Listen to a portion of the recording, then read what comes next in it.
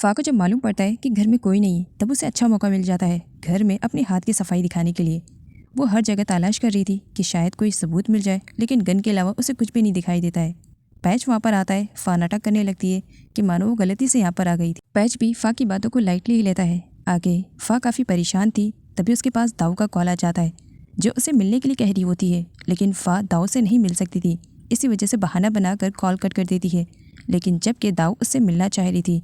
इसी वजह से दाऊ से अपनी जान छुड़वाने के लिए फा डॉक्टर वायु की हेल्प लेती है। डॉक्टर वायु जब दाऊ से मिलने के लिए जाते हैं तब वो कुछ टाइम के लिए अपनी बातों में इस तरीके से दाऊ को उलझा लेते हैं कि वो फा के बारे में तो कुछ टाइम के लिए भूल ही जाती है, जिसकी वजह से आगे चल करके फा डॉक्टर वायु के पास कॉल करती है और हेल्प के लिए थैंक्स भी बोलती है। पिंक ने तावन के साथ फोर्सफुली शादी तो कर ली थी, लेकिन आज तक वो उसका ट्रस्ट नहीं जीत पाई थी।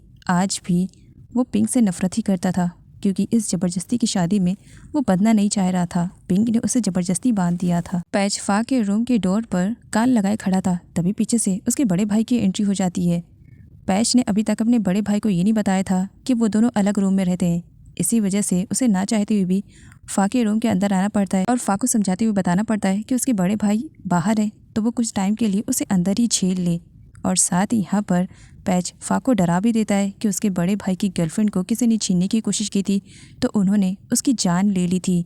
अब फा ने उन्हीं के रूम में गन देखा था तो वो काफ़ी परेशान हो जाती है और बेहोश भी हो जाती है। रिया को जब मालूम पड़ा कि पैच आज घर पर आ रहा है, फिर क्या ग्रैंडपा के सामने अपनी तबीयत का नौटंकी स्टार्ट कर देती है और कंपनी जाने से बच जाती है, क्योंकि उसे पूरा टाइम पैच के साथ जो स्पेंड करना था। पैच पिंक से मिलने के लिए जा रहा था, वो फा को नहीं लेकर के जा रहा था क्योंकि वहाँ पर तावान भी था।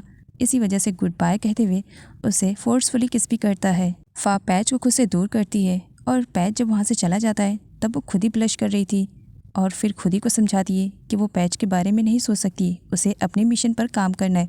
और फिर क्या घर की छानबीन स्टार्ट कर देती है, लेकिन अचानक से उसे किसी के चलने की आहट आती है और बेहोश होने का नाटक कर देती है। इसके अलावा कोई ऑप्शन उसे नज़र नहीं आ रहा था। एंड तभी वहाँ पर पैच की एंट्री होती है जो घर में कोई चीज़ भूल गया था और वापस आया था उसे लेने के लिए। और फा को बेहोश होते हुए देखता है तो फिर क्या सब कुछ छोड़ छाड़ के वो उसकी कैरिंग में लग जाता है। लेकिन फा जैसे होश में आती है पैच क्वेश्चन की बारिश कर देता है और फा से पूछने लगता है कि वो उसके रूम में क्या कर रही थी, जबकि वो तो बेसिकली उसके रूम में जाना पसंद भी नहीं करती है। फा किसी तरीके से नौटंकी करती है और पैच को वहाँ से जाने के लिए फोर्स करती है। पैच पिंक से मिलने के लिए आता है। पिंक अपने डैड से मिल करके काफ़ी खुश थी। डैड पिंक से पूछते हैं कि क्या सब कुछ वहाँ पर ठीक है। पिंक यस में आंसर रिप्लाई करती है। वैसे तो रिया पैच के साथ ज़्यादा टाइम स्पेंड करना चाह रही थी, लेकिन पिंक उसे किचन में लगा देती है कि घर पर गेस्ट आए हैं, एटलीस्ट तुम जा करके इनके लिए कुछ खाने पीने का इंतज़ाम कर दो। जिसकी वजह से रिया को बहुत ही ज़्यादा गुस्सा आ रहा था कि उसने क्या प्लान किया था और क्या हो रहा था। लेकिन फिर भी पैच को इम्प्रेस करने के लिए जूस वगैरह वो लेकर आती है और बड़े ही प्यार से पैच को सर्व करती है और ये क्रेडिट खुद लेती है कि सब कुछ उसने किया है, जबकि सर्वेंट ने किया था वो तो बस लेकर आई हुई थी। पैच जब वापस जा रहा था तब तवान नोटिस करता है कि फा नहीं आई है, जिसकी वजह से वो काफ़ी परेशान हो जाता है फा के रिलेटेड कि पता नहीं इस साइको पैच ने फा के साथ क्या किया होगा। पैच के प्यार का नशा तो रिया के सर पर चढ़कर बोल रहा था। वो किसी भी तरीके से फा को पैच की लाइफ से दूर करना चाह रही थी और खुद पैच की लाइफ में एंट्री लेना चाह रही थी। साथ ही वो पिंक को भी सबक सिखाना चाह रही थी कि पिंक की वजह से वो पैच के साथ अच्छा टाइम स्पेंड नहीं कर पाई। पैच जब घर वापस आता है तब वो फा को किचन में देखता है और मालूम पड़ता है कि वो उसके बड़े भाई के लिए कुकिंग कर रही है, जिसकी वजह से पैच को थोड़ी सी जेलसी फील होती है कि आज तक मेरे लिए तो कुकिंग का सी भी उसने नहीं किया है और उसके बड़े भाई के लिए इतना सब कुछ, ज़रूर दाल में कुछ काला है। और उसके बाद क्या, ना ही पैच खुद खाना खाता है और ना ही फा को खाना खाने देता है, वो उसे ज़बरदस्ती रूम में लेकर आता है। फा पैच से अपनी जान छुड़वाना चाह रही थी, इसी वजह से अपनी तबीयत का बहाना बनाती है।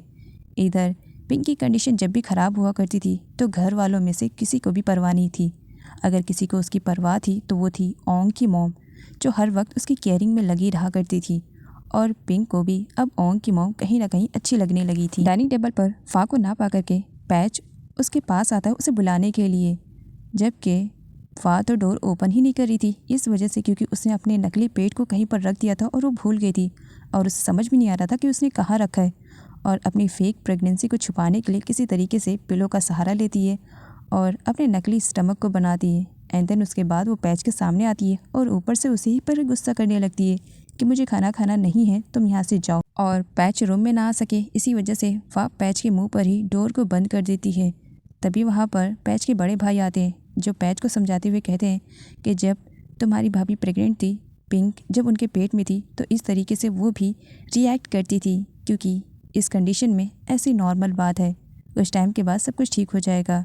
और वो पैच को लेकर के वहाँ से चले जाते हैं। फा एक प्रॉब्लम से निकलती नहीं, दूसरी प्रॉब्लम उसका इंतज़ार करते हुए उसे मिलती है। दाऊ उसके पास कॉल करती है और उससे कहती है कि अगर वो उससे मिलने के लिए नहीं आई तो वो उसके घर पर आ जाएगी, जिसकी वजह से बेचारी फ़ा काफ़ी परेशान हो जाती है कि अब वो दाऊ से कैसे बचे, क्योंकि वो सीधा घर पर आने की बात कर रही होती है।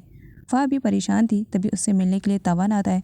तवान उसकी फेवरेट डिश भी लेकर आया हुआ था और दोनों साथ में खाना खाते हुए यहाँ पर फ़ा तवान को अपनी प्रॉब्लम के बारे में बता ही रही होती है। तभी एंट्री हो जाती है पैच की। उन दोनों को एक साथ देख करके पैच गलत समझ लेता है। तवान पैच से कहता है कि वो यहाँ पर सिर्फ और सिर्फ फ़ा की वजह से आया हुआ है। वो जानना चाह रहा था कि कहीं फ़ा की कंडीशन ख़राब तो नहीं है, कहीं पैच ने उसे ज़्यादा हर्ट तो नहीं किया है। यहाँ पर जब वो जा रहा था तब पैच उसे टॉन मारते हुए कहता है कि घर पर उसकी एक खूबसूरत सी वाइफ है जो कि प्रेग्नेंट है, उसे चाहिए कि वो अपनी वाइफ और अपने बच्चे का ख्याल रखे। तो वहीं पर तवान पिंक के बच्चे को अपना बच्चा मानने से मना कर देता है और बताता है कि वो मेरा बच्चा नहीं है, तो इसी वजह से मुझे कोई भी फ़र्क नहीं पड़ता है, जिसकी वजह से पैच को बहुत ही ज़्यादा बुरा लगता है। एंड यहाँ पर पैच और तवान के बीच में फ़ाइट होने वाली थी, लेकिन फ़ा सामने आ जाती है और फाइटिंग को रोक देती है। तवान तो वहाँ से चला जाता है।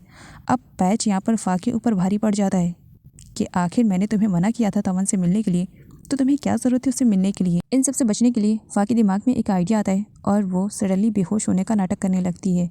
पैच उसकी केयरिंग करता है क्योंकि उसे लग रहा था कि फ़ा सच में बेहोश हुई है। पैच फ़ा की केयरिंग करते हुए जब गीले कपड़े से उसकी बॉडी को पोंछ रहा था तब उसका भांडा फूटने वाला था, लेकिन सही टाइम पर फ़ा नौटंकी छोड़ती है और सडनली उठ करके बैठ जाती है, क्योंकि अगर वो ऐसा नहीं करती तो नकली प्रेगनेंसी का नाटक उसका पैच के सामने आ जाता। यहाँ पर फ़ा बजाय पैच को थैंक्स बोलने के लिए उल्टा उसी पर भड़क पड़ती है कि उसी की वजह से ऐसी हालत में भी वो बार बार बेहोश हुए जा रही है और पैच को रूम से धक्के मार करके बाहर निकाल देती है और साथ ही डोर को भी बंद कर देती है। एंड देन उसके बाद चैन वाली सांस लेती है। दाऊ एक इवेंट में एज अ मॉडल आई हुई थी, लेकिन कुछ चमचियों को दाऊ बिल्कुल भी पसंद नहीं आती है। इसी वजह से वो उसके मेकअप आर्टिस्ट की अच्छी वाली धुलाई कर देते हैं और उसका मेकअप भी गायब कर देते हैं, जिसकी वजह से दाऊ का मेकअप नहीं हो पाता है। एंड यहाँ पर दाऊ आइडिया लगाती है और फ़ा को बुलाती है अपना मेकअप करवाने के लिए। फ़ा सही टाइम पर आ जाती है एंड देन उसके बाद वो दाऊ का मेकअप करती है। उस इवेंट में दिखाया जाता है वहाँ पर फ़ा के ससुराल और मायके के सभी लोग आए हुए थे, जिसे देख करके फ़ा डर जाती है और पैच भी आया हुआ था। अब पैच की नज़रों से उसे बचना था, लेकिन किसी तरीके से पैच को मालूम पड़ जाता है।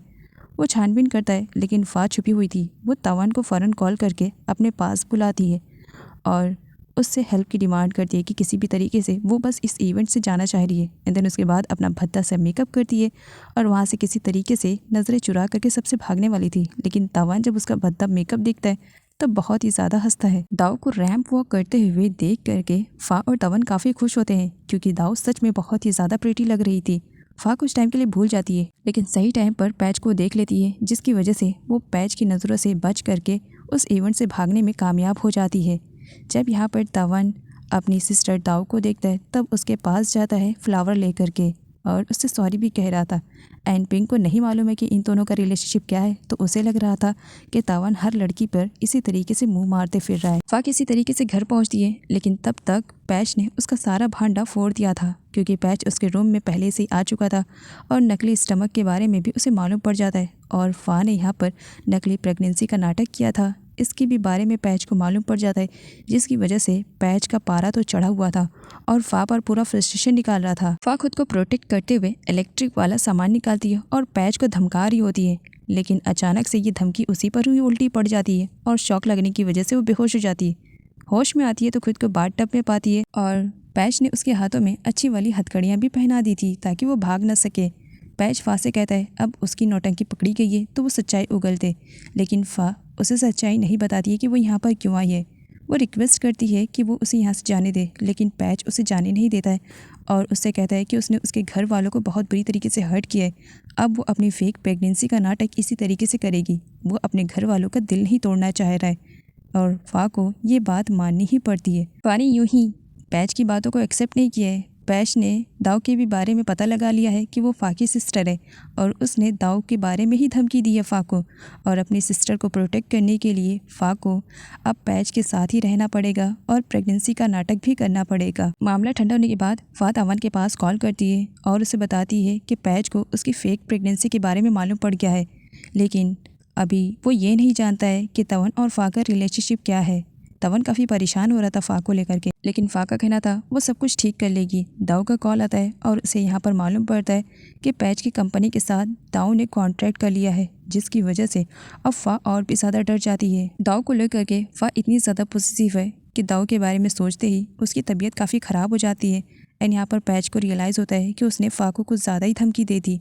जब फ़ा बेहोश थी तब पैच उसकी अच्छी तरीके से केयरिंग करता है। होश में आने के बाद फ़ा अपनी सिस्टर दाऊ के रिलेटेड रिक्वेस्ट करती है पैच से कि वो इन सारे मैटर में उसकी सिस्टर को ना इन्वॉल्व करे, लेकिन पैच उसे इग्नोर करता है और वहाँ से उठ करके गुस्से में चला जाता है। कंपनी में ज्वेलरी सेट देखते हुए पैच को एक ईयरिंग काफ़ी पसंद आती है, वो भी फ़ा के लिए। सडनली उसके पास फ़ा के रिलेटेड कॉल आ जाती है कि फ़ा की कंडीशन अचानक से ख़राब हो गई है। इधर तवन भी फ़ा से मिलने के लिए आया हुआ था, वो गेट पर था।